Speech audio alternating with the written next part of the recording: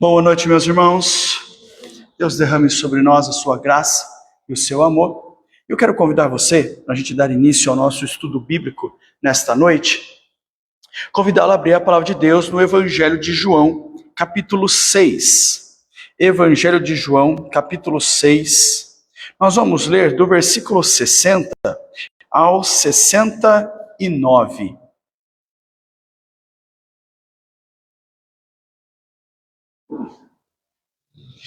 João capítulo 6, Evangelho de João capítulo 6, do versículo 60 ao 69. João 6, de 60 a 69. Diz assim, queridos, a palavra do Senhor. Muitos dos seus discípulos, tendo ouvido tais palavras, disseram: duro é esse discurso, quem o pode ouvir? Mas Jesus, sabendo por si mesmo que eles murmuravam a respeito das suas palavras, interpelou-os, dizendo assim: isso vos escandaliza? Que será, pois, se virdes o Filho do Homem subir para o lugar onde primeiro estava? O Espírito é o que vivifica, a carne para nada aproveita. As palavras que eu vos tenho dito são Espírito e são vida. Contudo, há descrentes entre vós. Pois Jesus sabia desde o princípio quais eram os que não criam em quem o havia de trair. E prosseguiu: por causa disso é que vos tenho dito, ninguém poderá vir a mim se pelo Pai não lhe for concedido. À vista disso, muitos dos seus discípulos o abandonaram e já não andavam com ele. Então perguntou Jesus aos 12: porventura quereis também vós outros retirar-vos? Respondeu-lhe Simão Pedro: Senhor, para quem iremos? Tu tens a palavra da vida eterna, e nós temos crido e conhecido que tu és o Santo de Deus. Amém, irmãos? A palavra do Senhor olha para nós, e claro, fala para nós o quanto a palavra do Senhor, ela é vida, ela é eficaz, ela transforma, ela vivifica as nossas vidas. Mas também o quanto pessoas não estão aptas a ouvir a palavra de Deus, a seguir e a servir a Deus. Então servir a Deus é uma grande alegria, porém nem todos estão dispostos a viver essa alegria. E que eu e você possamos dizer assim como realmente o apóstolo Pedro disse, de olhar e falar o seguinte: olha, Senhor, tu tens realmente as palavras da vida eterna. Tu és o Santo de Deus. E nós não temos o lugar onde estar, onde nos refugiar, onde nos sentir seguro, senão em Ti. Que o Senhor sustente as nossas vidas, fortaleça a nossa fé, nos dê ânimo, sustente cada dia mais a nossa esperança e proteja, cuide cada um das nossas vidas. Vamos orar, queridos, nesse momento? Senhor, obrigado. Obrigado porque dia a dia nós temos experimentado o seu amor, o seu cuidado, temos sido fortalecidos por Ti, temos, ó Pai, realmente recebido cada dia mais a sua graça, o seu amor, e nós louvamos a Ti, louvamos ao Senhor, pelo seu amor, pelo seu cuidado, pela sua direção, por sustentar a nossa fé e animar-nos, Senhor Deus, dia a dia. Em nome de Jesus, ó Pai, receba toda a adoração das nossas vidas, que somente a Ti pertence, mas fala também ao nosso coração nesta noite, através do estudo da Tua palavra, para que sejamos verdadeiras testemunhas, com discernimento e aptos, Senhor Deus, a falar, realmente a testemunhar do Teu Evangelho. Visita, Senhor Deus, as nossas vidas, visita, Senhor Deus, os enfermos das nossas igrejas, os nossos queridos amigos, Senhor Deus, que enfrentam a dor, enfrentam, Senhor Deus, tratamentos. Põe, Senhor Deus, a Tua mão. Traz refrigério e graça às suas vidas. É a nossa oração, em nome de Jesus. Amém.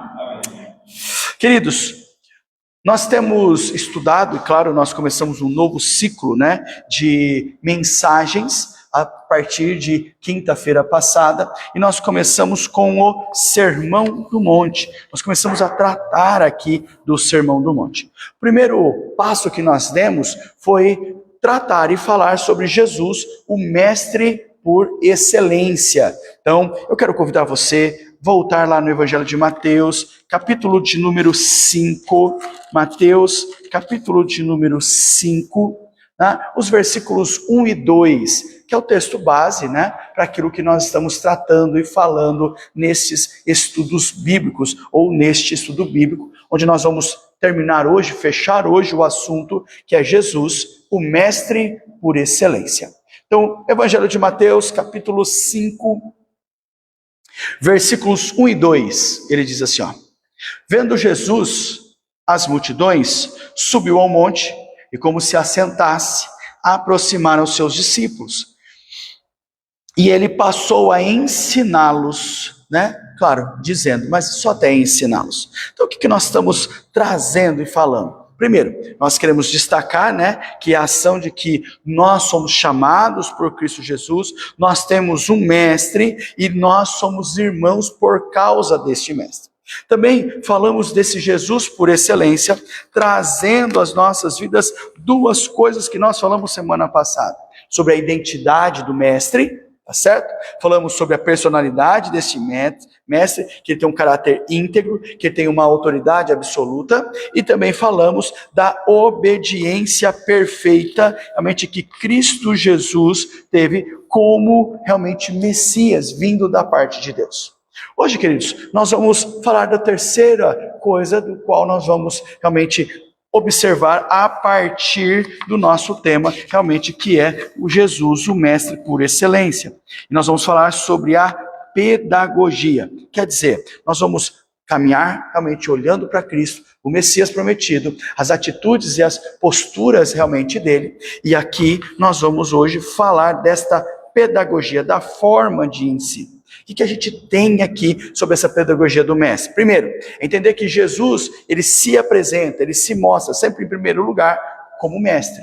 Você não vai ver ele trazendo qualquer outro, dizendo assim, olha, eu sou apenas um humilde servo do Senhor. Ele diz, não, eu sou o mestre, eu sou o Senhor. Ele mesmo se declara mestre e o único mestre. Tanto que se você olhar em Mateus, capítulo 23, versículo 8, nós justamente vemos isso. Ele diz, vós, porém, não sereis chamados mestre, porque um só é o vosso mestre, e vós todos sois irmãos. Então está dizendo e apontando quem é o mestre, identificando-o aqui. O que nós estamos vendo? Tá? Que não se distinguiu aqui, por exemplo, como orador, apenas como líder, ou como uma grande pessoa, uma pessoa diferenciada das outras, uma pessoa que tem... Não, ele disse, olha, eu sou o mestre.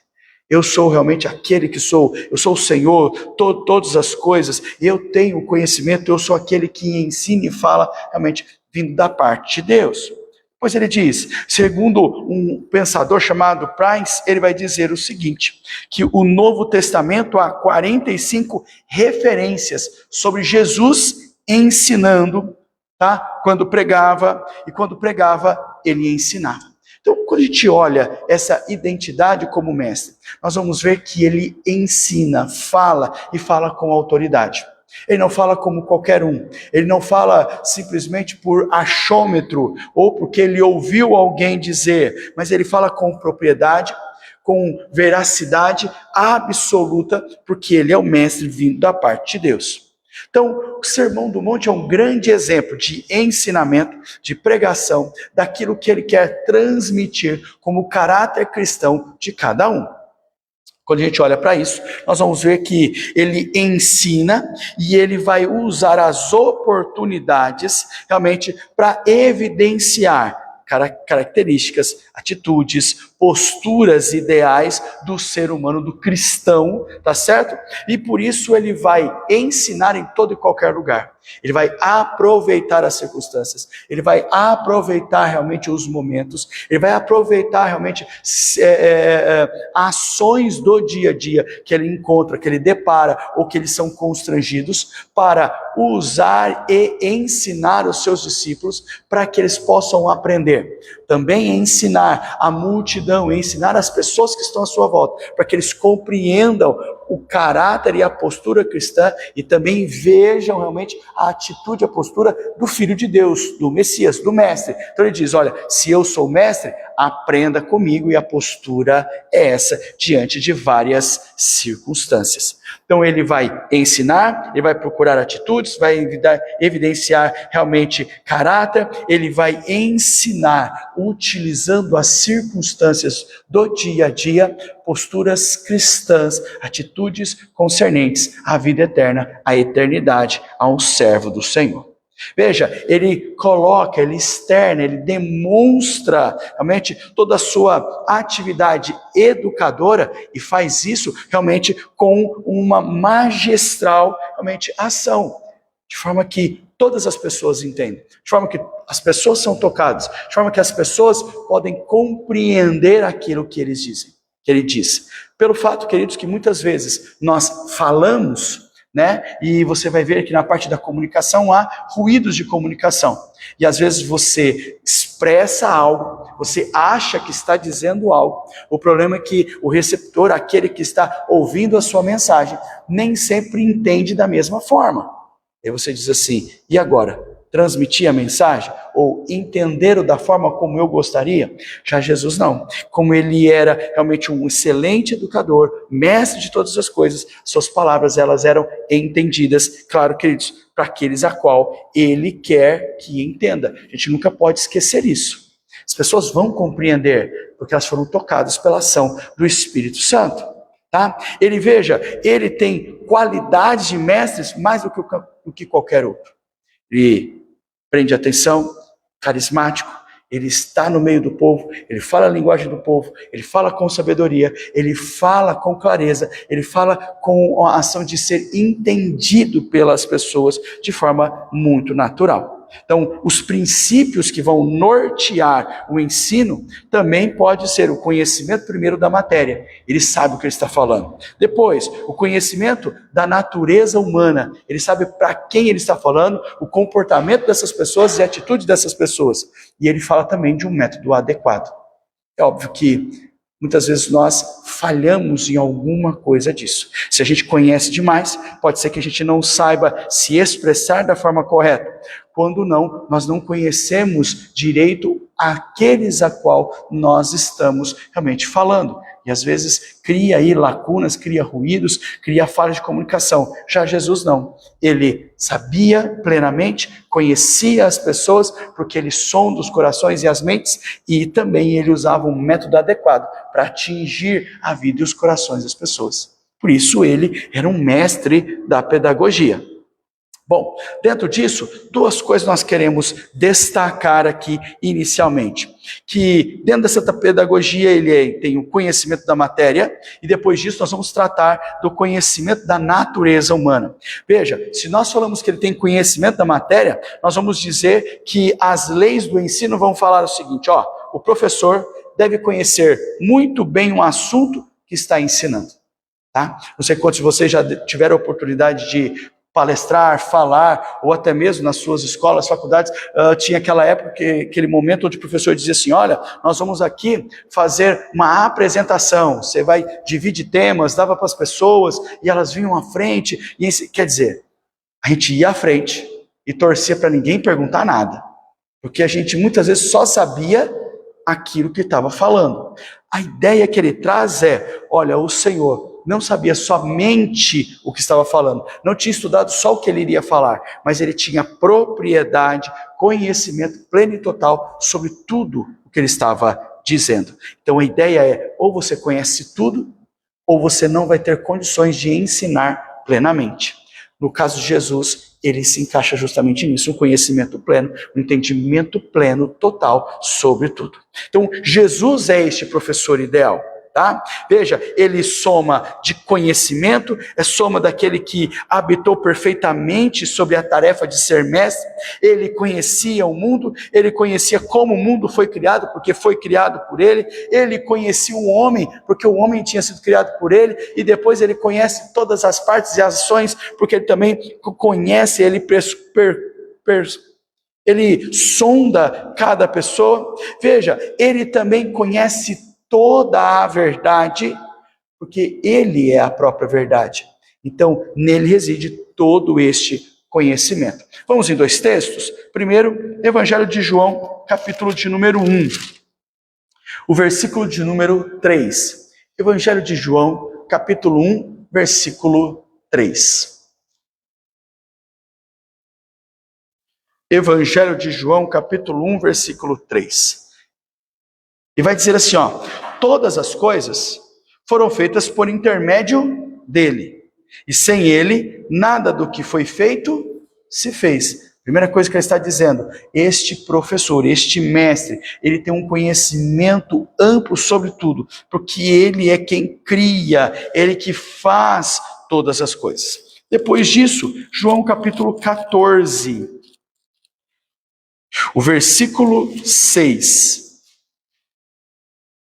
João 14, 6, onde nós vemos assim, ó: Jesus lhe respondeu, né? Ou respondeu-lhe Jesus: eu sou o caminho, a verdade e a vida, e ninguém vem ao Pai senão por mim. Então, duas coisas que nós já estávamos falando sobre o conhecimento da matéria. Primeiro, ele é criador de todas as coisas, ele sustenta todas as coisas, ele realiza e faz, realmente tudo foi feito por intermédio dele, então ele tem todo esse conhecimento. E além de tudo, quando fala sobre a ação de salvação, ele também está dizendo: olha, eu sou este caminho. O caminho que te liga, o caminho que te realmente leva, o caminho que te salva, o caminho que te transforma, tudo isso está em mim, porque eu sou a verdade. Então o que ele vai fazer para nós realmente é dizer: não tem para onde você correr. Se você quer ter conhecimento verdadeiro, se você quer ter um conhecimento real, se você quer realmente aprender, ele diz: a fonte sou eu.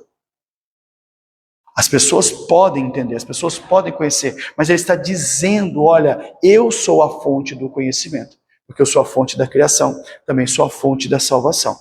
Ok? Bom, dentro disso, o que nós vemos, tá, é que ele estava ensinando. Ensinou porque ele tinha conhecimento inigualável. Ninguém tinha o conhecimento que ele tem. O seu conhecimento vinha de dentro. Ele nunca necessitou que outra pessoa o ensinasse, ou até mesmo não precisava que as pessoas confirmassem os seus ensinos. Para pensar. Alguém que é o todo, é completo, e aquilo que ele dizia, ninguém conseguia dizer assim: não, ó, eu estou aqui para comprovar. Não, ele mesmo era a comprovação. Ele mesmo é quem estava afirmando. Ninguém precisava confirmar, assinar embaixo ou dar validade às suas palavras. Tá? Então, por que ninguém fazia isso? Primeiro, porque ele nunca errou. Seus ensinamentos não falhavam. Ele nunca precisou voltar atrás e dizer assim: ó, peraí, deixa eu voltar aqui e deixa eu fazer uma correção, porque não ficou muito certo. Aquilo que eu fiz não atendeu às necessidades, eu precisei corrigir, precisei voltar, eu precisei fazer realmente um retorno aqui, ajustar novamente para atingir realmente o alvo. Veja, ele não precisou, porque nenhum dos seus ensinos era errado, porque ele não erra em nenhum momento, porque ele não ensinou nada falho a ninguém. Veja, a sua doutrina é perfeita. A partir daqui, vocês vão ver que lá atrás eu sempre digo assim para vocês: irmãos, tome cuidado, porque a palavra de Deus não volta atrás. A palavra de Deus, ela é completa. Então, quando nós vemos nos dias de hoje, as pessoas dizendo assim: olha, Deus mandou eu dizer, ou há uma profecia para você, e elas não acontecem, elas colocam a culpa em você, né? Como eu não tive fé suficiente, isso não ocorreu. Isso é balela, isso é falha, isso é uma falácia, não vem da palavra de Deus. Deus cumpre a sua vontade apesar do ser humano. Deus realiza o seu querer apesar do ser humano. Muitas vezes nós falhamos, nós erramos, mas o propósito de Deus sempre ele é feito. Então, apesar dos nossos erros, o propósito eterno de Deus vai sempre ser feito aqui. Então ele vai dizer para nós que dentro dessa doutrina perfeita, a opinião, tá certo, de Deus nunca mudou. Ele nunca precisou ouvir se retratar diante dos seus ouvintes, diante do seu povo, dizendo assim: olha, eu falhei, eu errei. Não era justamente isso daqui que eu tinha que fazer. Por quê? Porque ele é perfeito aqui. Então, no Sermão do Monte, o que nós vemos é: Cristo não precisou ser corrigido ou fazer correções. Tá? Nada precisava, por exemplo, ser acrescentado a esse sermão, ou muito menos excluído. O Sermão do Monte não precisa, por exemplo, ser atualizado. que é um pouco daquilo que nos dias de hoje as pessoas realmente querem. Por exemplo, atualizar a Bíblia, reformar a Bíblia, escrever novas coisas, né? Reescrever circunstâncias da palavra do Senhor. Então, no Sermão do Monte, ele é sempre atual. Você não precisa de novas coisas. Então, o Mestre, Cristo Jesus, conhecia profundamente aquilo que ele determinou que escrevesse, a sua escritura, ou a palavra do Senhor. Mateus capítulo 5, nós vemos muito bem isso quando nós lemos a partir do versículo 21 até o versículo 48. O que é que nós temos neste texto? Primeiro, ele vai trazer circunstâncias da palavra do Senhor, como por exemplo sobre o homicídio, adultério, juramentos e vingança, né? E depois disso, falando sobre o amor ao próximo. Então, o que ele faz? Ele traz circunstâncias da palavra de Deus e mostra o conhecimento que ele tem sobre isso, interpretando e aplicando a vida das pessoas. Pois disso, olha só, Lucas 24, versículo 27. 24, 27. Ele vai dizer, olha, e começando por Moisés, discorrendo por todos os profetas, expunha-lhes o que a seu respeito constava em todas as Escrituras. Então ele olha para nós e vai dizer, nosso Deus tem um conhecimento amplo. Por quê? Ele está falando daquilo que é próprio seu. Ele conhece profundamente. Quando a gente lê lá em Mateus, ele vai fazer uma interpretação, ele traz a compreensão correta e exata do Antigo Testamento. Tanto que em Lucas, o evangelista relata dizendo assim, olha, ele fala com propriedade de todas as coisas, ele narra todos os fatos, ele cita realmente tudo. Por quê? Porque ele conhece toda a Escritura. A ideia é de que não lhe foge nenhum detalhe, porque ele é o dono de toda a Escritura, o dono da verdade, o dono da história. Então veja, ele não somente conhecia, mas olha só que interessante, ele aplicava isso na sua vida. Isso é um diferencial dentro da pedagogia do mestre, e que todo aquele que conhece muito bem a palavra de Deus precisa aplicar na sua vida. Então o que nós vemos ao olhar para Jesus é o cumprimento de toda a palavra. Senão não teria como ele falar, senão não teria como ele expressar, senão seria muito daquilo, faça o que eu falo, mas não faça o que eu faço. Por quê? Porque nos dias de hoje, o que nós temos visto é isso. As pessoas ensinando, dizendo, falando, essa é a atitude que você tem que fazer, esse é o cristianismo que você tem que viver, porém, não é isso que nós notamos e observamos na vida das pessoas. O que nós estamos vendo? Uma aplicabilidade da palavra das Sagradas Escrituras na sua vida. Ele olha para nós e diz, olha, veja em mim as atitudes corretas. Veja em mim a verdade da palavra de Deus. Como é que nós vivemos? Olhe para mim, é esta postura. Então, quando ele abre a boca, mais do que todo conhecimento, discernimento, entendimento, as pessoas também veem nele a aplicabilidade de todas as Escrituras.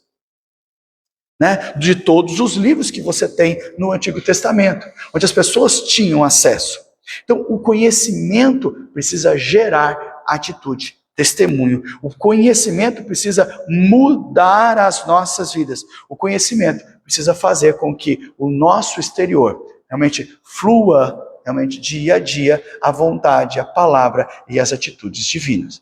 Dentro disso é o que nós observamos em Cristo Jesus. Segunda coisa que nós vemos também é o conhecimento da natureza humana, é o conhecer realmente as pessoas. Lucas capítulo 5, versículo 22. Vamos aí, Lucas capítulo 5, versículo 22 primeiro. Olha só o que vai dizer. Lucas 5, 22. Vai dizer assim, Jesus, porém, conhecendo-lhes os pensamentos, lhe disse, que arrazoais em vosso coração. Então veja, nós estamos justamente falando que o Senhor, Cristo Jesus, conhece realmente os seus ouvintes. Conhece quem? Aqueles a quem ele está ensinando, falando. Por exemplo, quando a gente traz isso para uma escola, nós vemos que o professor, ele vai precisar conhecer os seus alunos.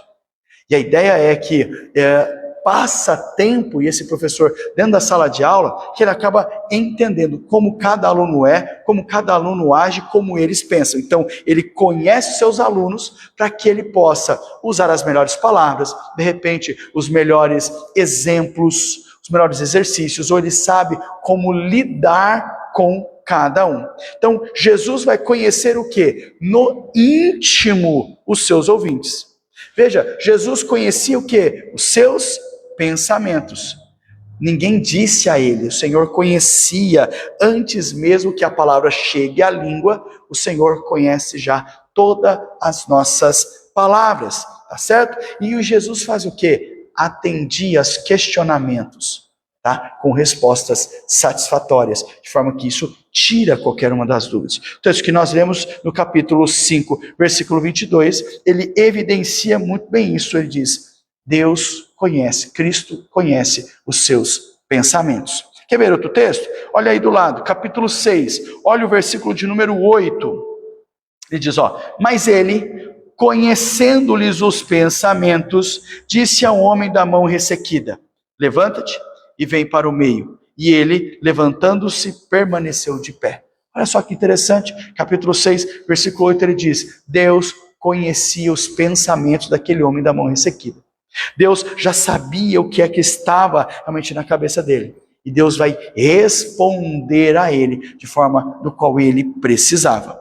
Capítulo 9, aí Lucas capítulo 9.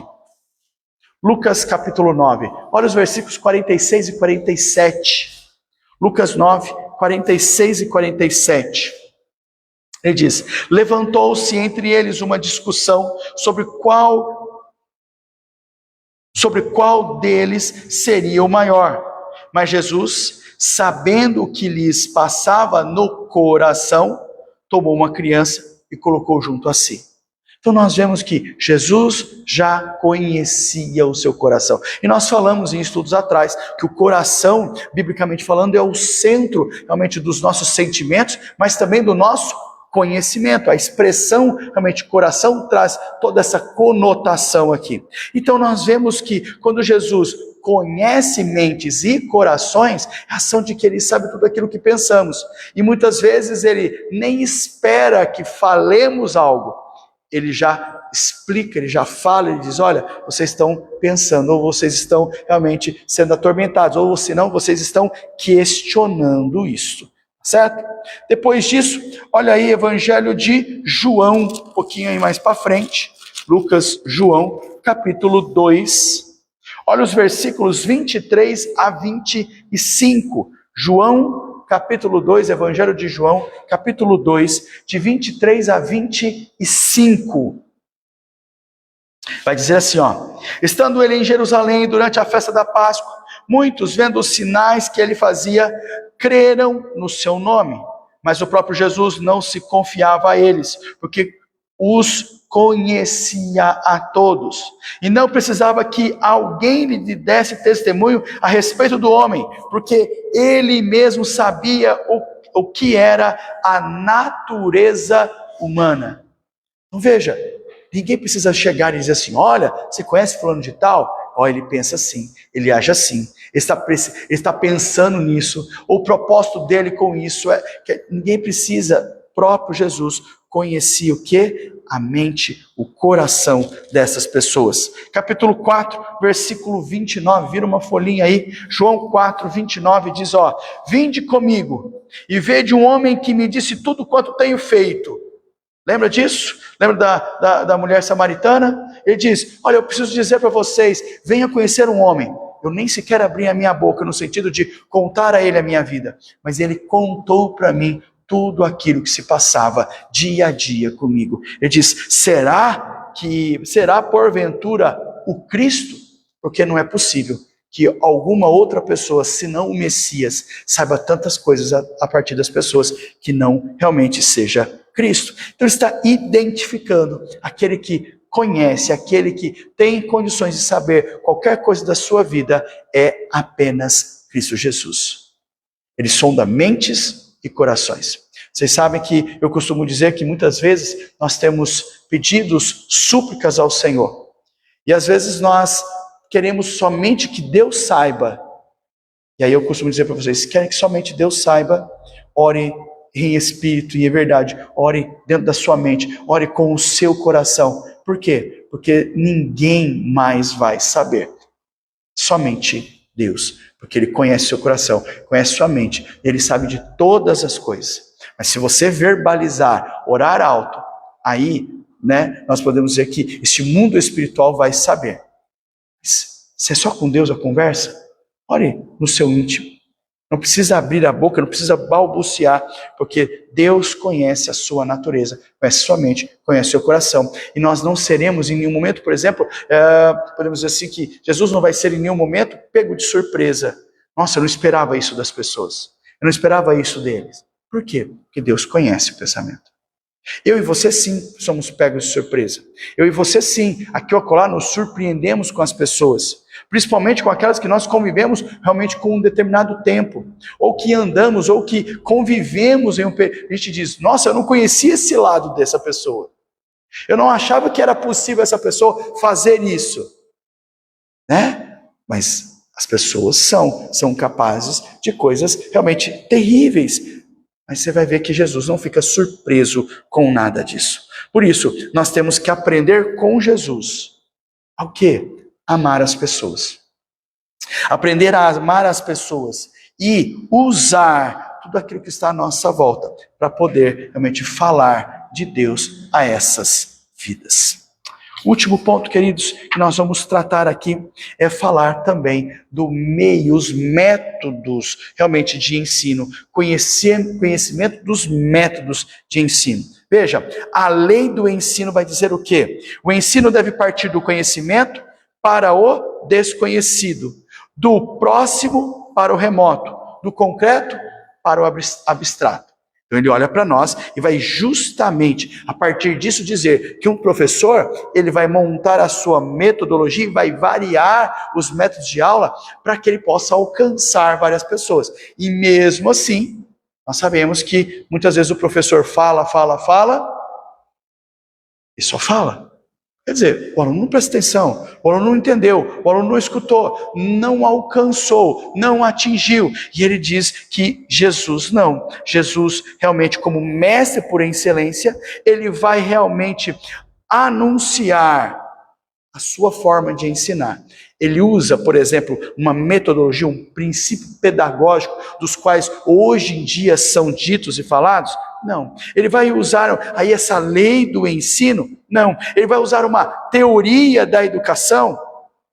Porém, veja, ele mostra um profundo conhecimento metodológico de aplicar com maior eficiência a palavra de Deus na vida das pessoas. Apesar dele não ter estudado, como se diz hoje em dia, Piaget, ele vai atender, ele vai atingir, ele vai transformar vidas. Com o quê? Com a sua profunda conhecimento e palavras que atinge o coração das pessoas. Veja só, quais são os procedimentos, nos dias de hoje, chamados aí procedimentos metodológicos que Jesus usava para transmitir as grandes verdades. Tá? Primeiro, queridos, ele começou com coisas simples até chegar às coisas complexas. A primeira coisa que você vê, ele começa simples e vai aumentando a complexidade. Ele vai utilizar, por exemplo, de analogia dos pássaros do céu, ou dos lírios do campo, ou de uma casa que pode ser construída na rocha ou na areia. Se nós voltarmos lá para o Evangelho de Mateus, a partir do capítulo 5, por exemplo, capítulo 6, do versículo 26 ao 28, vai dizer assim, observai as aves do céu, não semeiam, não colhem, não ajuntam em celeiros, contudo o vosso Pai Celeste as sustenta. Porventura, olha a conclusão, não valei vós muito mais do que as aves? Depois disso, qual de vós, por ansioso que esteja, possa acrescentar um côvado ao curso da sua vida? Por que andais ansiosos quanto ao vestuário? Considerai como crescem os lírios do campo. Eles não trabalham e nem fiam. Veja, ele usa coisas simples do dia a dia, levando ao complexo que é: olha, eu sei que vocês estão agitados, eu sei que vocês estão ansiosos, eu sei que vocês estão super preocupados com as coisas do dia a dia, mas eu quero lembrar vocês que o Deus é um Deus criador e que sustenta todas as coisas. Então, olha as plantas, olha os animais, olha as aves, e Deus nunca deixou com que cada um desses faltasse aquilo que era necessário às suas vidas. Olha depois, capítulo 7, versículos 24 a 26, ele fala dos dois fundamentos. Ele diz: olha, todo aquele, pois, que ouve as minhas palavras e as pratica, é comparado ao quê? Ao homem prudente. E ele vai dizer: como é que eu vou expressar prudência para as pessoas que muitas vezes não têm o melhor vocabulário, que já quando fala prudente já entende? Ele diz, simples, vou usar aqui uma analogia, e aí ele vai dizer que edificou a sua casa sobre a rocha, e caiu a chuva, transbordaram os rios, sopraram os ventos, e deram com ímpeto contra aquela casa. E aí ele vai dizer o quê? As adversidades da vida. Olha como é que é interessante. Um homem prudente que suporta as adversidades. E ele vai dizer assim: não caiu porque estava edificada sobre a rocha. E aí ele está identificando: olha, uma casa capaz de suportar as adversidades, ela precisa ter um firme fundamento. Ele diz: legal. Olha a contraposição. Ele diz, e todo aquele que ouve as minhas palavras e não as pratica será comparado a um homem insensato, diferente do prudente, que edificou a sua casa sobre a areia. E aí nós vimos que as mesmas circunstâncias que ocorreu naquele que edificou a sua casa na rocha, também foi sobre aquele que está na areia. O que ele está dizendo? Que as dificuldades vêm sobre os diferentes tetos e vida de pessoas. O diferencial está onde você foi fundamentado. Aquele que está sobre a areia foi grande a ruína, mas aquele que estava sobre a rocha continua firme e forte. Queridos, olha as nossas vidas. É esta a ação que ele trabalha com analogias, com coisas simples a complexas. Ele mostra para nós que muitas vezes as lutas, as batalhas, as dificuldades que nós passamos é porque o Senhor nos dá sustento para enfrentar. Porque senão, já na primeira dificuldade, nós já teríamos ruído. Segunda forma, queridos, ele partiu do conhecido para o desconhecido. Ele vai usar figuras de linguagem, como por exemplo, no Sermão do Monte: sal, luz, a traça, ferrugem, ladrão, o argueiro nos olhos, para trazer àquele povo a compreensão da verdade da palavra de Deus. Você está em Mateus, capítulo 5, olha aí os versículos 13 e 14, ele vai dizer assim para você: vós sois o sal da terra, ora se o sol vier a ser insípido, quer dizer, não salgar, como lhe restaurar o sabor? Para nada mais presta, senão para ser lançado fora e pisar pelos homens. Não tem mais valor algum. Vós sois a luz do mundo, não se pode esconder uma cidade edificada sobre um monte. Tá certo? Então ele vai dizer, tem como uma cidade que está lá no alto, realmente iluminada, você jogar um pano em cima dela? Não tem como, tá? Depois disso, olha o capítulo 6, versículo 19, ele vai dizer assim, não acumuleis para vós tesouros sobre a terra, onde a traça e a ferrugem corroem, e onde os ladrões escavam e roubam. Novamente aqui, ele parte daquilo que é conhecido para trabalhar para aquilo que é desconhecido, porque ele vai falar do reino dos céus, ele vai falar que os tesouros realmente dos céus, esse daqui ninguém tira de você, rouba de você. E é isso que você tem que preocupar, com aquilo que você tem entesourado realmente na sua vida. E depois, capítulo 7, versículo 3, vai dizer, porque vês tu o argueiro no olho do teu irmão, e porém não reparas na trave que está no teu próprio? É como dizer assim, poxa, eu não estou te entendendo. Você é muito bom em apontar falhas e erros, em compreender que as pessoas podem estar erradas, mas não consegue observar que você mesmo está errado, não consegue observar você mesmo as suas próprias faltas, suas próprias falhas. É partir do desconhecido para o conhecido, usando figuras aí de linguagem para que alcance e toque no coração daquelas pessoas. Olha o terceiro ponto que a gente pode destacar desses métodos de ensino. Ele vai fazer sempre uso de perguntas. Como te pergunta? Para que serve o sal? Ou qual a recompensa em amar os que vos amam? Ou, por que colher uvas dos espinheiros? Tá? Vamos lá? Volta aí, capítulo 5, versículo 13. Ele vai dizer assim, olha, vós sois o sal da terra, se o sal vier a ser insípido, como lhe restaurar o sabor? Peraí, como é que eu posso fazer algo para melhorar, para voltar atrás, para tornar a ter algum tipo de validade? Olha, aí mesmo capítulo 5, versículo 46, ele vai dizer assim, olha, porque se amardes os que vos amam, que recompensa tendes? Não fazem os publicanos também o mesmo? Está dizendo, qual que é a diferença como cristão amar quem ama você? Ele diz, os pecadores não fazem a mesma coisa? Aqueles que não são cristãos não fazem a mesma coisa? Aqueles que vocês julgam como as piores pessoas não fazem a mesma coisa? Não só amam, mas são capazes de dar a sua própria vida por eles. Que diferença isso faz? Olha o capítulo 7, versículo 16. Ele diz, pelos frutos, ou pelos seus frutos, os conhecereis. Colhem-se porventura uvas dos espinheiros, ou figo dos abrolhos?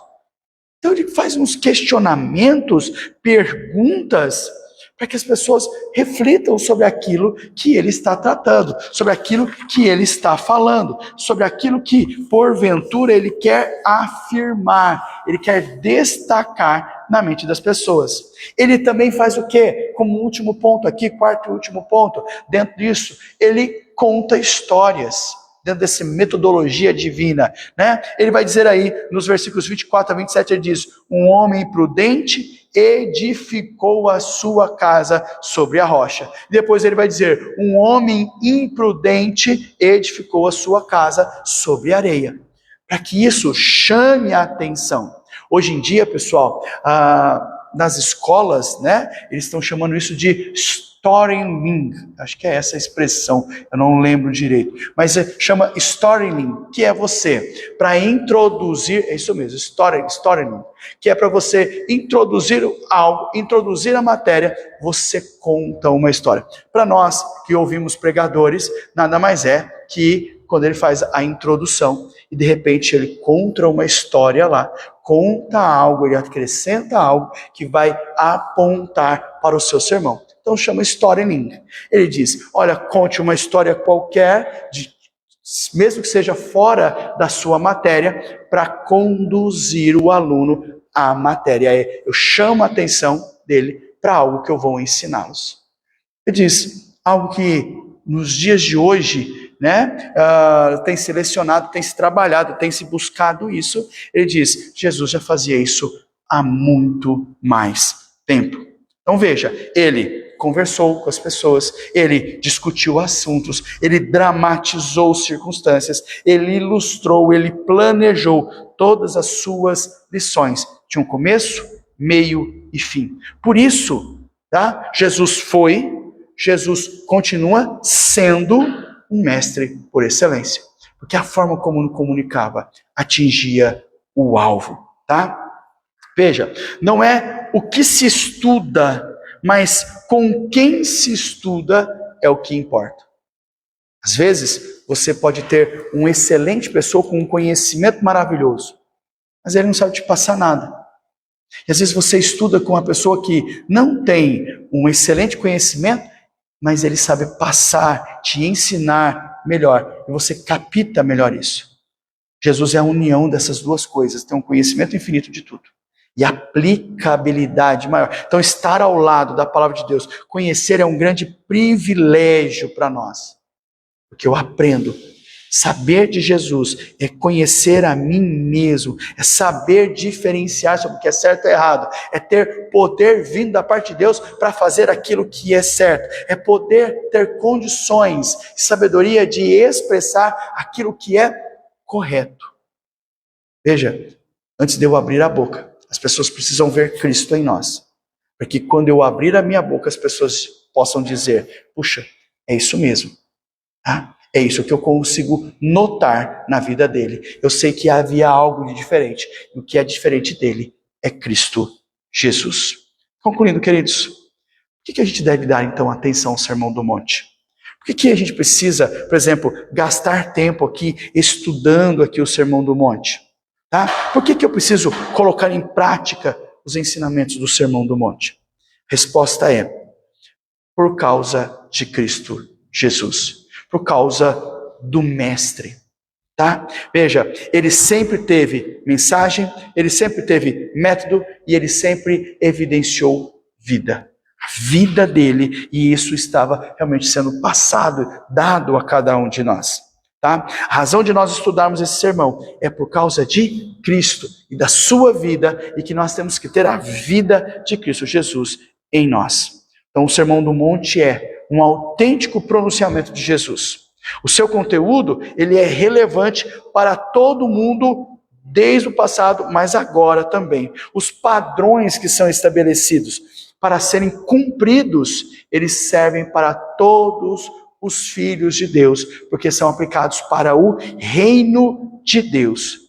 Então, o povo de Deus, que passa por um novo nascimento, precisa fazer parte da família de Deus e precisa aprender com Cristo Jesus o que é ser família de Deus e quais são as atitudes, quais são realmente as ações que um servo do Senhor precisa ter. Por isso, nós podemos dizer o seguinte: quem tem ouvidos para ouvir, ouça.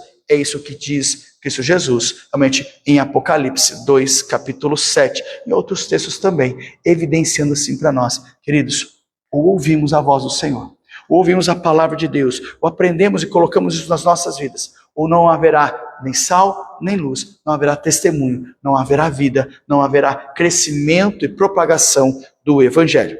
Por isso, queridos, que eu e você continuemos numa vida de oração, tenhamos uma vida de estudo da palavra de Deus e busquemos dia a dia uma comunhão com o Senhor e com os irmãos, certos de que a graça do Senhor, o poder, a força de Deus está sobre nós, será derramada sobre nós, dando a cada um de nós diferencial, seja de postura, seja de palavra, toda a nossa vida, para evidenciar o Mestre por excelência, que é Cristo Jesus.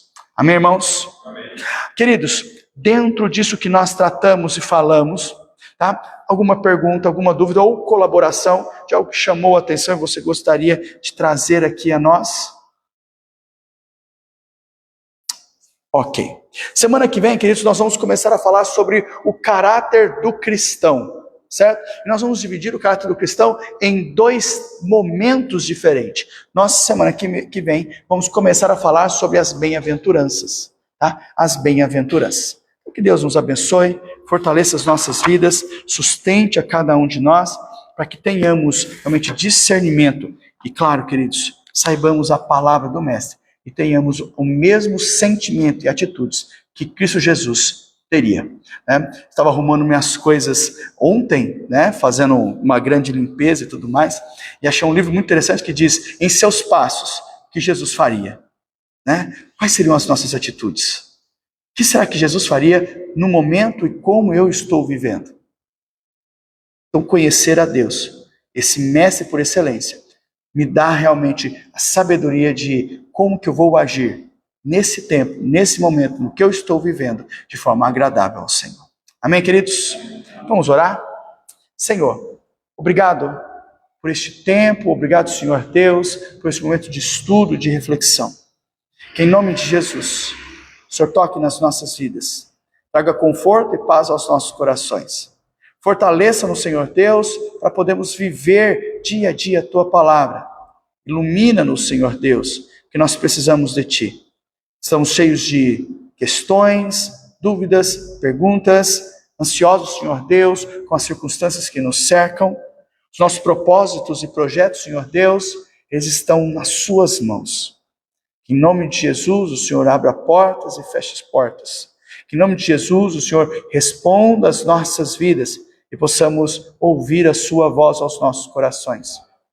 Em nome de Jesus, Pai, o Senhor nos dê uma boa noite de descanso, protegidos, amparados pelo Senhor. E amanhã, um bom dia de trabalho, de ações, Senhor Deus, que glorifiquem e exaltem o Teu nome.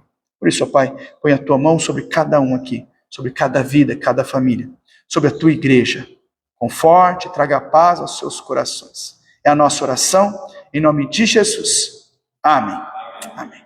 Obrigado, queridos, pela sua presença. Hoje temos uma família aqui, ou parte dela, vamos dizer assim, né? Os irmãos de Patrocínio, né? Da Igreja Presbiteriana de Patrocínio, lá do reverendo brasileiro, né? Roberto Brasileiro. E só esqueci, sou muito ruim de nomes. Tassiana e o Mateus. Mateus veio fazer teste aqui no Novo Horizontino. Vamos pedir a Deus que abra as portas. E pedir a Deus que fortaleça ele para viver longe da mamãe. Se a mamãe deixar. Deus abençoe, queridos. Obrigado pela presença.